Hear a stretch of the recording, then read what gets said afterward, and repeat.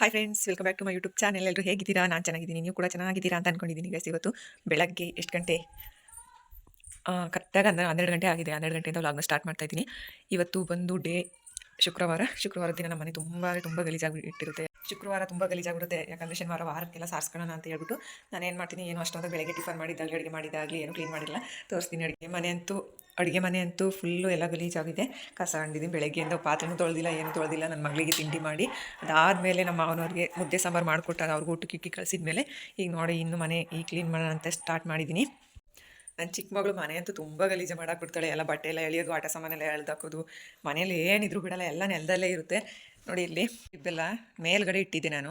ಅದೆಲ್ಲ ಒಂದು ಬಾಕ್ಸ್ಗೆ ಹಾಕೊಂಬಂದು ಅದರಲ್ಲೇ ಆಟ ಆಡೋದು. ತುಂಬ ಇದೆ ಮನೇಲಿ ಆಟ ಸಾಮಾನು, ಅದೆಲ್ಲ ಬಿಡ್ತಾಳೆ. ಬಿಟ್ಬಿಟ್ಟು ಈ ಥರ ಬೇಕಿಲ್ಲದೆ ಇರೋ ವಸ್ತುಗಳನ್ನೆಲ್ಲ ತೊಗೊಂಡು ಮನೆ ತುಂಬ ಹೆಚ್ಚಾಡ್ತಾಳೆ. ತಂದು ಇಲ್ಲಿ ಇಟ್ಬಿಟ್ಟು ಹೋಗೋಳೆ. ನೋಡಿ ಇಲ್ಲಿ ಪೇಪರ್ ಚೂರು, ಇಲ್ಲೆಲ್ಲ ಕ್ರೀಮ್ ಪೌಡ್ರು ಎಲ್ಲ ಹೆಂಗೆ ಮಾಡಿದ್ದಾಳೆ ನೋಡಿ ಇಲ್ಲಿ. ನೋಡಿ ಈ ಥರ ಎಲ್ಲ ಮಾಡ್ತಾಳೆ.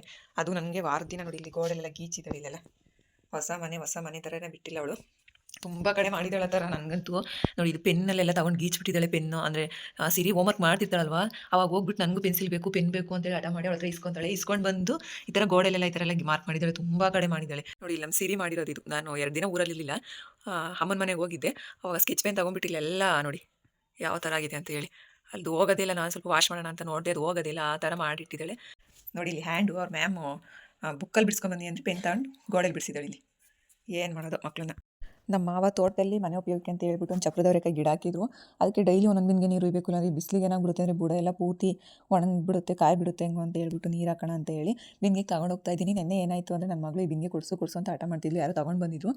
ಆ ಬಿಂದಿಗೆ ನಾನು ನೋಡಲಿಲ್ಲ, ಅಮೌಂಟ್ ಕೊಟ್ಟೆ. ಅದು ಬಿಂದಿಗೆ ಸ್ವಲ್ಪ ತೂತೋಗ್ಬಿಟ್ಟಿತ್ತು, ಅದಕ್ಕೆ ನೀರು ಹಾಕೋಕ್ಕಾದ್ರೂ ಆಗುತ್ತೆ ಅಂತ ಹೇಳ್ಬಿಟ್ಟು ತಗೊಂಡು ಹೋಗ್ತಾ ಇದ್ದೀನಿ ತೋಟದ ಹತ್ರ. ಅಂದರೆ ಇಲ್ಲೇ ನಮ್ಮ ಮನೆಯಿಂದ ಸ್ವಲ್ಪ ಒಂದಿಷ್ಟು ದೂರ ಅಷ್ಟೇ.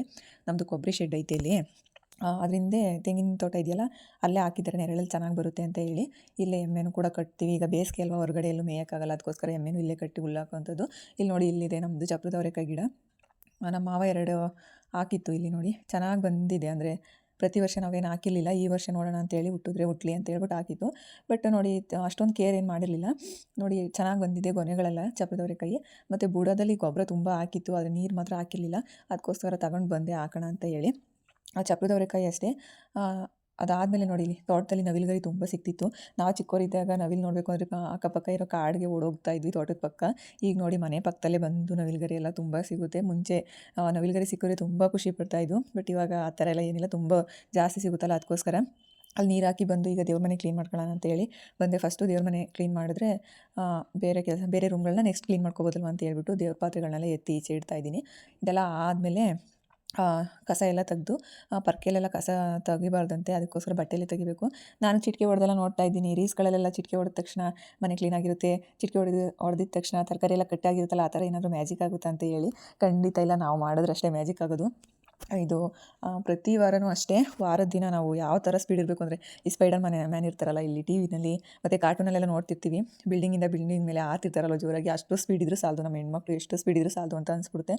ಮನೆ ಒರೆಸ್ಬೋದು, ಬಟ್ ಇದು ಡೋರು ಕಿಟಕಿ ಅಂತ ಏನಿರುತ್ತಲ್ಲ ಅದನ್ನೆಲ್ಲ ಧೂಳಾಗಿರುತ್ತಲ್ಲ, ಅದನ್ನೆಲ್ಲ ಒರೆಸ್ಕೊಳ್ಳೋದೇ ಕಷ್ಟ. ಫಸ್ಟ್ ಆ ಕೆಲಸಗಳೆಲ್ಲ ಆದಮೇಲೆ ಮನೆ ಒರೆಸೋದು ಆರಾಮ್ಸೆ ಅಂತ ಅನಿಸ್ಬಿಡುತ್ತೆ. ಫಸ್ಟು ಡೋರ್ ಒರೆಸ್ತಾ ಇದ್ದೀನಿ. ನಮ್ಮ ಅಕ್ಕಪಕ್ಕ ಮನೆ ಎರಡೂ ಕೂಡ ಮನೆ ಕನ್ಸ್ಟ್ರಕ್ಷನ್ಸ್ ನಡೀತಿದ್ದರಿಂದ ನಮ್ಮ ಮನೆ ತುಂಬ ಧೂಳಾಗ್ಬಿಡುತ್ತೆ. ಕಿಟಕಿ ಎಲ್ಲ ಕ್ಲೋಸ್ ಆಗಿದ್ರು ಕೂಡ ಅಷ್ಟೇ, ಅದೆಲ್ಲಿ ಬರುತ್ತೋ ಧೂಳು ಗೊತ್ತಾಗಲ್ಲ. ಈ ಥರ ವಾರ ಕೂಡ ನಾನು ಡೀಪ್ ಕ್ಲೀನಿಂಗ್ ಮಾಡೇ ಮಾಡ್ತೀನಿ. ಪ್ರತಿ ವಾರ ಮಾಡ್ತೀನಿ, ತಿಂಗಳ ಗಂಟ ಅಂತೂ ಇರೋದೇ ಇಲ್ಲ. ವಾರ ಮಾಡಿದ್ರೆ ಬೆಟರ್ ಅಂತ ನನಗನ್ಸುತ್ತೆ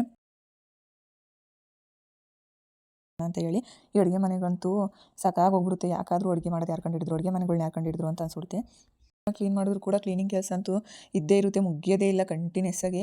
ನೋಡಿ ಬೆಳಗ್ಗೆ ತಿಂಡಿ ಮಾಡಿದ್ಮೇಲೆ ಕ್ಲೀನ್ ಮಾಡಬೇಕು, ಮಧ್ಯಾಹ್ನ ಅಡುಗೆ ಮಾಡಿದ್ಮೇಲೆ ಕ್ಲೀನ್ ಮಾಡಬೇಕು, ನೈಟ್ ಅಡುಗೆ ಮಾಡಿದ್ಮೇಲೆ ಕ್ಲೀನ್ ಮಾಡಬೇಕು. ಈ ಪ್ರತಿ ಸಲ ಮಾಡಬೇಕು, ಪ್ರತಿ ದಿನ ಮಾಡಬೇಕು. ಅದು ಯಾಕಷ್ಟು ಕೊಳೆ ಆಗುತ್ತೆ, ಅಡುಗೆ ಮಾಡೋದು ಯಾರು ಕಂಡಿಡಿದ್ರು ಅಂತ ಅನಿಸ್ಬಿಡುತ್ತೆ ಕೆಲವೊಂದು ಸರಿ. ಈ ಬೆಳಗ್ಗೆ ಎದ್ದು ಬ್ರೇಕ್ಫಾಸ್ಟ್ ಮಾಡಬೇಕು, ಅದಾದಮೇಲೆ ಸಾಂಬಾರು ಮಾಡಬೇಕು, ಅಪ್ಪ ತುಂಬ ಪಜೀತಿ ಅಂತ ಅನಿಸ್ಬಿಡುತ್ತೆ. ಅದೆಲ್ಲ ಆದಮೇಲೆ ಕಸ ಎಲ್ಲ ಗುಡಿಸ್ಕೊಂಡು ಆದಮೇಲೆ ಈಗ ನೆಲ ಒರೆಸೋ ಕೆಲಸ. ನೆಲ ಏನೋ ಬೇಗನೆ ಒರೆಸ್ಕೊಂಡು ಬಂದುಬಿಡ್ಬೋದು. ನೆಲ ಏನು ನಮ್ಮ ಮನೇಲಿ ನನ್ನ ಮಗಳು ಆಲ್ಮೋಸ್ಟ್ ಅಲ್ಲಿ ಗಲೀಜು ಮಾಡೇ ಇರ್ತಾಳೆ. ನಾನು ಏನೇ ಗಲೀಜಾಗಿಲ್ಲ ಅಂತ ಅಂದ್ಕೊಂಡ್ರು ಮಾಮೂಲಿ ವೀಕ್ಲಿ ಒಂದು 3 ಡೇಸ್ ಅಂತೂ ನೆಲ ಒರೆಸ್ಕೊತಾನೆ ಇರ್ತೀನಿ, ಅದರಿಂದ ಪರವಾಗಿಲ್ಲ. ಇಲ್ಲಿ ನೋಡಿ ನಮ್ದೀಗ ಪಡ್ಸಾಲೆ ಒರೆಸ್ಬೇಕು. ನಮ್ಮ ಮನೆಯವ್ರು ಹೇಳಿದ್ರು ಮನೆ ಕಟ್ಟಿಸ್ಬೇಕಾದ್ರೆ ಪಡ್ಸಾಲೆ ಸ್ವಲ್ಪ ಚಿಕ್ಕದಾಗೆ ಮಾಡ್ಕೊಳ್ಳೋಣ ಅಂತೇಳಿ. ನಿನಗೆ ಕ್ಲೀನಿಂಗ್ ಮಾಡೋದು ಕಷ್ಟ ಆಗುತ್ತೆ ಅಂತ ನಾನು ಇಲ್ಲ ಕೇಳಲಿಲ್ಲ. ಇಲ್ಲ ನಂಗೆ ದೊಡ್ಡದಾಗೆ ಬೇಕು, ನಂಗೆ ಒಂದು ಸ್ವಲ್ಪ ಗಿಡಗಳೆಲ್ಲ ಪಾಟೆಲ್ಲ ಮಾಡೋಕೆ ನನಗಿಷ್ಟ. ಅದಕ್ಕೋಸ್ಕರ ಆ ಥರ ಎಲ್ಲ ಮಾಡ್ಕೊಳಕ್ಕೆ ದೊಡ್ಡದಾಗಿ ಇರಲಿ ಬಿಡಿ ಅಂತ ಹೇಳಿದೆ. ಈಗ ಒರೆಸ್ಬೇಕಾದ್ರೆ ಗೊತ್ತಾಗುತ್ತೆ ನನಗೆ ಯಾವ ಥರ ಅಂತ ಹೇಳಿ. ಆ ಕಡೆಯಿಂದ ಪೂರ್ತಿ ಕಾಂಪೌಂಡ್ ಏನಿದೆ ನಮ್ಮ ಮನೆ ಅಷ್ಟೇ ಅಗಲ ಇದೆ. ಫುಲ್ಲೆಲ್ಲ ನೀರು ಹಾಕಿ ಅದಕ್ಕೆ ಏನಾದ್ರು ಡಿಟರ್ಜೆಂಟ್ ಪೌಡ್ರ್ ಹಾಕಿ ಅದನ್ನೆಲ್ಲ ಒರೆಸಿ, ಮತ್ತು ಯಾರಾದರೂ ಬಂದರೆ ಸಡನ್ನಾಗಿ ಮಕ್ಕಳೆಲ್ಲ ಜಾರಿ ಬೀಳ್ತಾರೆ ಅಂತ ಹೇಳಿ ಅದನ್ನೆಲ್ಲ ನೀಟಾಗಿ ಕ್ಲೀನ್ ಮಾಡೋ ಅಷ್ಟರಲ್ಲಿ 1 ಅವರ್ ಅಂತೂ ಬೇಕೇ ಬೇಕು. ಇಷ್ಟೆಲ್ಲ ಮಾಡಿ ಮುಗಿಸಿದ ಮೇಲೆ ನನಗೇನೋ ನಾನೇ ಸಾಧನೆ ಮಾಡಿದ್ದೀನಿ ಅನ್ನೋ ಥರ ನಂಗೆ ಫೀಲ್ ಆಗ್ತಾ ಇರುತ್ತೆ. ಪ್ರತಿಯೊಬ್ಬರಿಗೂ ಹಾಗೆ ಆಗುತ್ತೆ ಅಂತ ನಾನು ಅಂದ್ಕೊಂಡೆ. ದೇವ್ರ ಸಾಮಾನು ತೊಳೆಯೋದು ನಮ್ಮ ಅತ್ತೆ ಕೆಲಸ, ಪ್ರತಿ ವಾರನೂ ಅಷ್ಟೇ. ಈಗ ನಮ್ಮ ಮನೆಯವರು ಬಂದು ಸ್ನಾನ ಮಾಡಿ ಸಂಜೆ 5 ಗಂಟೆಗೆ ಪೂಜೆ ಮಾಡ್ತಾ ಇದ್ದಾರೆ. ಇದಾಗಿತ್ತು ಇವತ್ತಿನ ವಿಡಿಯೋ ನಿಮಗೆ ಇಷ್ಟ ಆಗಿದೆ ಅಂತ ಅಂದ್ಕೊಳ್ತೀನಿ. ಹಾಗೆ ಇಷ್ಟ ಆಗಿದ್ದರೆ ನನ್ನ ಚಾನಲ್ಗೆ ಸಬ್ಸ್ಕ್ರೈಬ್ ಮಾಡಿ, ಸಪೋರ್ಟ್ ಮಾಡಿ. ಮತ್ತೆ ಒಂದು ವಿಡಿಯೋ ಜೊತೆ ಬರ್ತೀನಿ. ಅಲ್ಲಿವರೆಗೂ ಎಲ್ರಿಗೂ ಬಾಯ್ ಬಾಯ್.